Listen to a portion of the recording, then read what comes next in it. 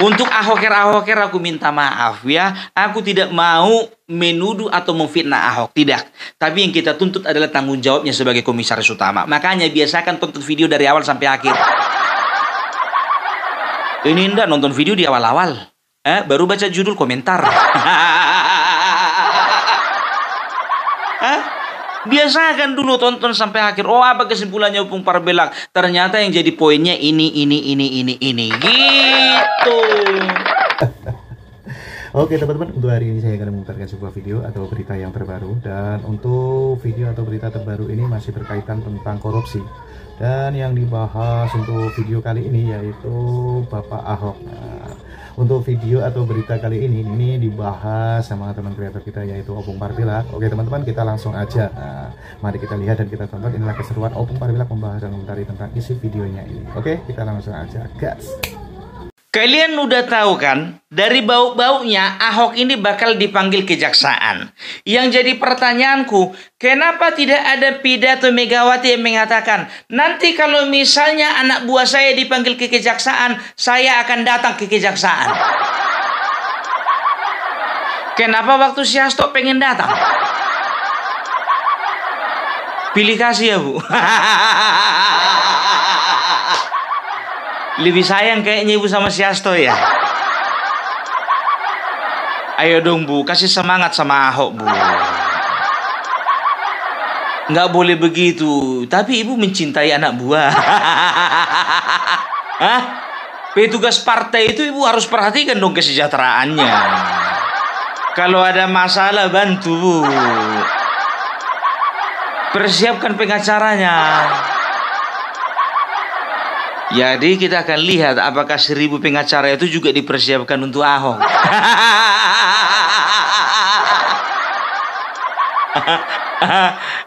1000 itu yang nggak kelihatan. Tapi kemarin waktu si Hasto cuma 3-nya itu pengacaranya Pung itu cuma perwakilan.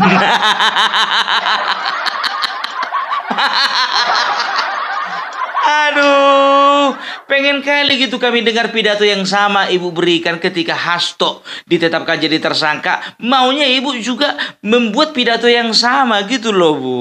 Ya, jadi ini kan kesannya ada pilih kasih. Tapi cemana lah mau dibilang, ke MK aja batal lah, apalagi ke kejaksaan. Lebih ngiri. Aduh.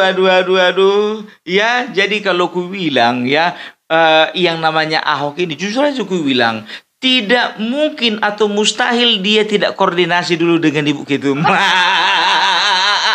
Minta pendapat. Ya kan? Ya, Bu, minta tolonglah dulu Bu, bantu dulu aku.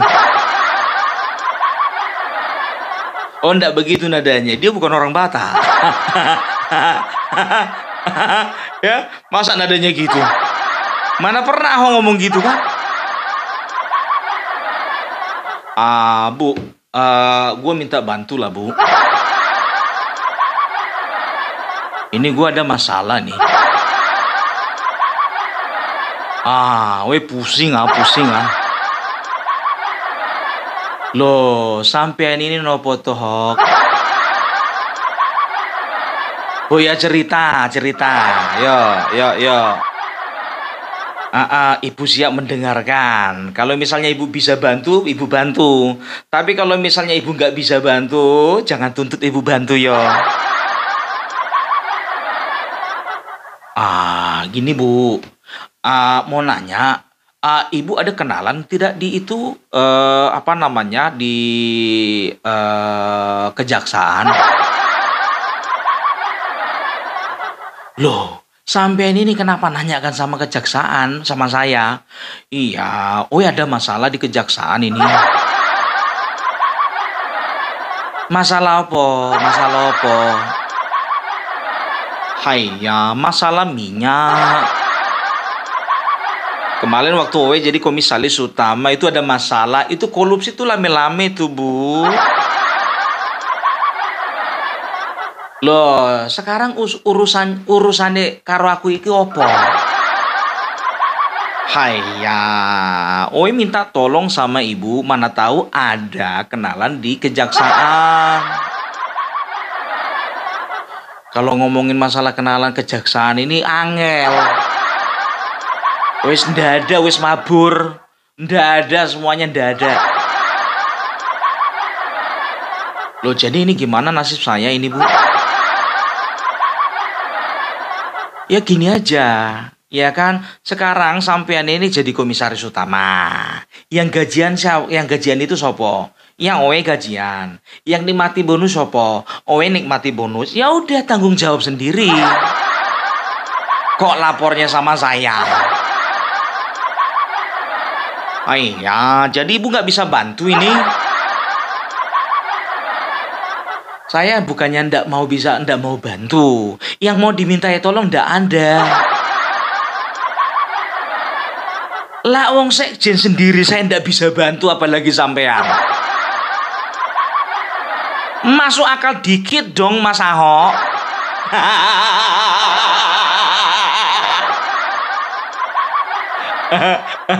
Aduh, ya jadi pusing lah kepala si Ahok itu, biar tahu kalian sekarang itu nggak ada lagi temanya diskusi. Aduh. Ya, apalagi kemarin nongol di YouTube dia. Tapi ngomong-ngomong, di YouTube kemarin itu kau diundang atau minta diundang? Diundang atau minta diundang? Aku kayaknya mencium aroma kepanikan ini. Tiba-tiba aja nongol podcastnya. Hah? Kenapa nggak sabar kau? Kenapa nggak sabar nunggu dipanggil ke jaksa? Dipanggil dulu baru beberkan semuanya, nggak perlu keluar-keluar di media sosial. Udah kayak si Hasto kau. Keluar-keluar dulu kemana-mana baru dipanggil. Mau kau framing bagaimanapun juga, ya kau tetap punya tanggung jawab di dalam masalah korupsi Pertamina. Bayangkan hoax sampai sekarang aku was-was beli minyak. Was-was. Jadi biar tahu kau, kalau aku di mobil, ya begini dulu aku biar tahu kau. Pertamax, Pertalit, Pertamax. Aduh, bingung aku mau beli apa. Oh, Pertalit dulu. Pertalit, Pertamax. Aduh, takutnya nanti Pertamax ini isi Pertalit. Oh iya, Pertamax dulu. Pertamax, Pertalit, Pertamax. Oh, ujung-ujungnya Pertamax juga ya. Udahlah, begitu nyampe aku biar tahu kalian. Titit. Ngisi apa, Bang? Isi aja Pertamax. Nggak peduli aku mau disampur atau nggak, penting isi, gue bilang. Jadi tingkat kepercayaan publik terhadap Pertamina sudah turun, Hok. Apalagi sekarang, jujur aja ku bilang, ya banyak masyarakat yang sudah komplain dan juga membuat video. Dilihat saringan minyaknya banyak keraknya. Saringan tangkinya pun begitu juga kotor. Dan juga banyak artis-artis mengeluhkan keadaan mobilnya.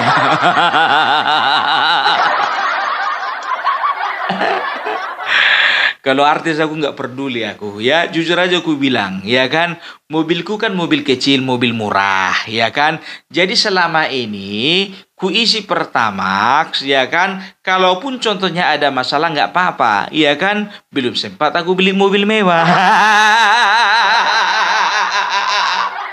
Nanti ketika Pertamina sudah membenahi diri, baru di situ aku beli mobil mewah. Itu pun kalau ada uang.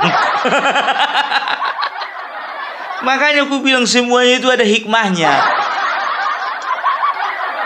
Kau Mau ndak kalian jujur aja aku bilang, ya kan? Kalau untuk SPBU, ya, ini kan SPBU belinya dari, kalau di tempat kami namanya depot, ya kan? SPBU ini belinya dari depot, kan begitu ya? Dan depot ini sudah pasti, ya kan? Pasti beli dari perusahaan yang bersangkutan, kan begitu? Sekarang begini, kalau misalnya depot tersebut sudah terlanjur membeli Pertalite dengan harga Pertamax, nah ya, sudah dicampur, sudah dioplos, apakah mau dia menjual dengan harga Pertalite? Logika bisnis. Pasti nggak mau.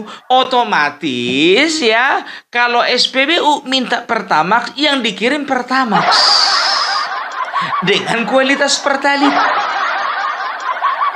Harganya harga Pertamax. Kalau nggak begitu rugi. SPBU begitu juga. Mau nggak mau mereka itu menjual Pertamax kualitas Pertalite. Karena itu yang dibeli, itu yang dikirim. Siapa korbannya? Masyarakat. Motor lu, motor lu, motor lu, motor lu.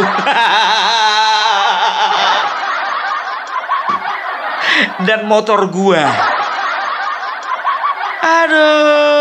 Aduh, ya. Ini biar tahu kalian, jujur saja ku bilang ya. Kalau bicara tentang kepercayaan masyarakat, butuh waktu lama untuk mengembalikannya. Itu dia. Ya, jadi kalau ku dengar-dengar ya, ini katanya si Ahok ini kemarin itu merepek dia, biar tahu kalian, sepanjang podcast. Udah kayak mama mau lahiran. Dari awal sampai akhir nyerocos saja. Apa dibilangnya? Gua ini bukan direktur utama. Kalau gua direktur utama, gua bakalan pecat itu semuanya. Ternyata jejak digital itu kejam. Banyak yang memposting jejak digital waktu kau diwawancara Mata Najwa. Saya ditawari Joko Widodo untuk jadi direktur utama. Tapi saya nggak mau, bagi saya komisaris utama udah bagus lah. Nanti kalau misalnya saya direktur utama, saya nggak bisa main golf. Saya nggak bisa menjalankan bisnis saya. Dan saya juga minta kepada Erick Thohir supaya saya jangan diangkat jadi direktur utama. Tapi kenapa di podcast kemarin kau bilang kau itu nggak disodorin jadi direktur utama?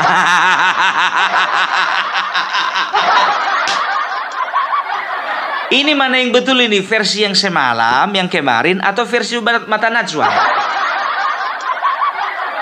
Perjelas dulu, kok jadi pintar kau berbohong? Salah gaul kau. Bosmu kau ikuti. Jangan suka ngarang cerita lah. Sekarang kau mau cuci tangan, udah bersih tanganmu. Mana bisa kau cuci tangan? Kau itu tetap harus bertanggung jawab. Seperti kuutarakan kemarin, ya, yang namanya komisaris utama, ya, itu bertanggung jawab terhadap jalannya perusahaan, kebijakan perusahaan, bertanggung jawab mengawasi pelaksanaan RJPP dan juga RKAP, ya. Setelah itu bertanggung jawab mengurus, ya, atau mengawasi dan mengevaluasi kinerja dari direksi. Kan begitu, ya. Ternyata sekarang, ya, kau hindari, mengelak kau dari semuanya itu. Itu dia, yang namanya komisaris utama, ya, dia itu harus memantau bukan hanya perusahaan, tapi subordinate perusahaan juga, subordinate company itu juga harus ada di bawah pantauanmu. Gitu dia, anak-anak perusahaanmu itu juga, ya, yang A, B, C, D, E, F, G semuanya itu harus kau pantau. Enak kali kau sekarang kau mau mengelak. Itu dia, ya. Jadi kalau ku bilang, ya udahlah, katakan sama kejaksaan, saya bertanggung jawab, tapi saya nggak mau dipenjara. Gitu aja. Kau bilang katanya kau punya data, kan begitu. Capek muncung kuiti ngomong, ya kan? Kalau kau punya data, kenapa kemarin nggak dibongkar? Kenapa tunggu meledak dulu? Kalau nggak meledak, ini datanya kau simpan, kan begitu. Itu kan data versimu. Akurasinya pun juga itu dipertanyakan, kan begitu. Kau bicara semuanya, kalau waktu kami rapat itu sudah ada rekamannya. Ku bilang sama kau, entah-entahnya juga kejaksaan sudah dapat rekaman itu. Ya karena namanya perusahaan kelas atas, perusahaan bonafit, apalagi BUMN, semua pertemuan harus direkam dan ada notulennya, walaupun kau nggak bikin. Ini kau ngaku-ngaku aku catat semua, enggak kau catat pun juga sudah direkam itu. Kau kira perusahaan Pertamina itu kaleng-kaleng? Enak aja. Ya jadi sekarang kau persiapkan mentalmu, ya tenang kau. Kalau bersih kau, aku dukung kau. Ya, itu dia. Bongkar semuanya, persiapkan bukti-buktinya, tapi yang akurat. Kan begitu ya. Jangan bukti yang dibikin-bikin. Sama kayak bosmu kemarin itu. Ya, jangan sekarang ini ada rencana mau bikin video kayak Siasto kemarin. Hah? Ada. Seolah-olah itu video lama. Jangan bikin kayak gitu ya, udah kayak baca.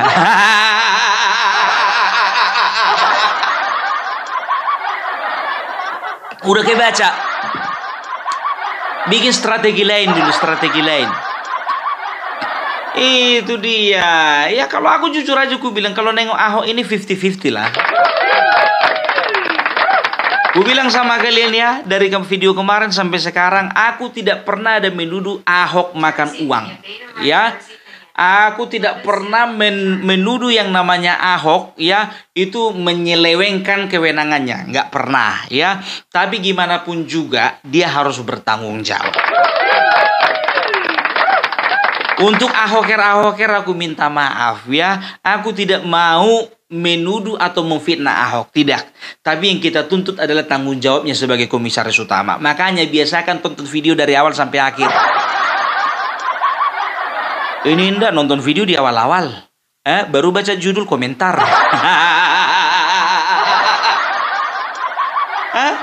Biasakan dulu tonton sampai akhir. Oh apa kesimpulannya Opung Parbelang? Ternyata yang jadi poinnya ini. Gitu. Ini ada juga yang komentar. Pung, coba kau komentari dulu. Itu ada ponakannya Joko Widodo yang terlibat kasus itu yang juga ditangkap. Sekarang begini, ku bilang sama kalian, jujur saja, aku nggak perlu membela-bela karena aku bukan buzzernya dari Bapak Jokowi. Bukan, ya. Tidak ada kepentingan. Kalau memang terbukti bersalah, silahkan diusut dan juga vonis hukum penjara. Kalau bisa hukum seberat-beratnya, gitu loh, ya. Pokoknya Bapak Prabowo tidak pandang bulu, mau bulunya pendek ataupun panjang. Ketika wartawan bertanya kepada beliau, bagaimana menurut Bapak masalah korupsi ini? Semua sedang diurus. Itu dia, ya. Mulai dari Danantara kemarin, biar tahu kalian, ya. Penyatuan semua BUMN, kalau nggak salah itu ada Bank BRI, kalau nggak salah Mandiri, ada juga BNI mungkin ya, ada beberapa bank dan juga Telkom, PLN dan juga lain sebagainya ya. Di situ aku mencium sepertinya ini Bapak Prabowo akan serius menangani masalah korupsi. Karena apa? Karena beliau ya mendirikan BPI Danantara, Badan Pengelolaan Investasi Danantara. Beliau ingin memastikan kekayaan negara tidak diselewengkan. Itu dia. Makanya aku bilang, ya padahal beberapa hari sebelum Danantara kan. Baru ya beberapa waktu yang lalu ya Bapak Prabowo meluncing Danantara. Ya ternyata coba perhatikan kalian ya. Ingat, baru 100 hari Bapak Prabowo ya menjalankan pemerintahan, sudah ada 28 koruptor yang diangkut. Dan sudah hampir, ya bisa dikatakan sudah hampir 500 triliun yang sudah terungkap. Kan begitu. Kira-kira ada terungkap lagi, Pung? Tenang, EKTP.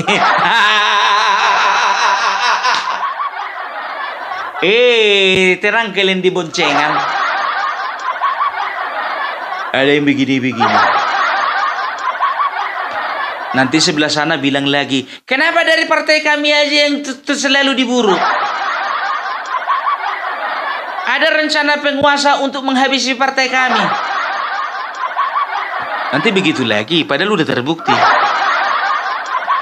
Ada juga yang mengatakan, Pung, kurasa kasus Pertamina ini, Pung, ini adalah pesanan dari istana kepada kejaksaan. Memang betul. Ya, memang betul. Istana ya berkomunikasi dan juga menekankan kepada setiap aparat penegak hukum, mau itu MK, mau itu kejaksaan, mau itu kepolisian, semua tindak pidana, apalagi tindak pidana korupsi, semuanya sikat habis. Coba bayangkan kalian ya, ada satu tokoh ya, bisa dikatakan dia ini untouchable ya, seorang tokoh yang tidak bisa tersentuh. Ya, yang kemarin terkait dengan papa minta saham. Coba bayangkan kalian, nggak pernah tersentuh, tiba-tiba aja anaknya diangkut.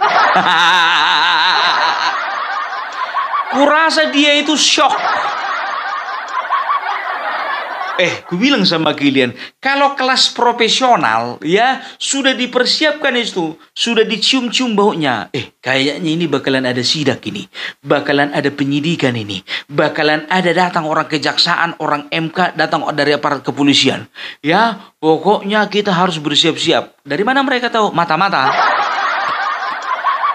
Kan begitu ya, akhirnya tidak tercium lah. Ternyata yang tercium cuman 1, 2, 3 orang. Nah sekarang biar tahu kalian, itulah canggihnya kejaksaan. Anaknya bisa diangkut.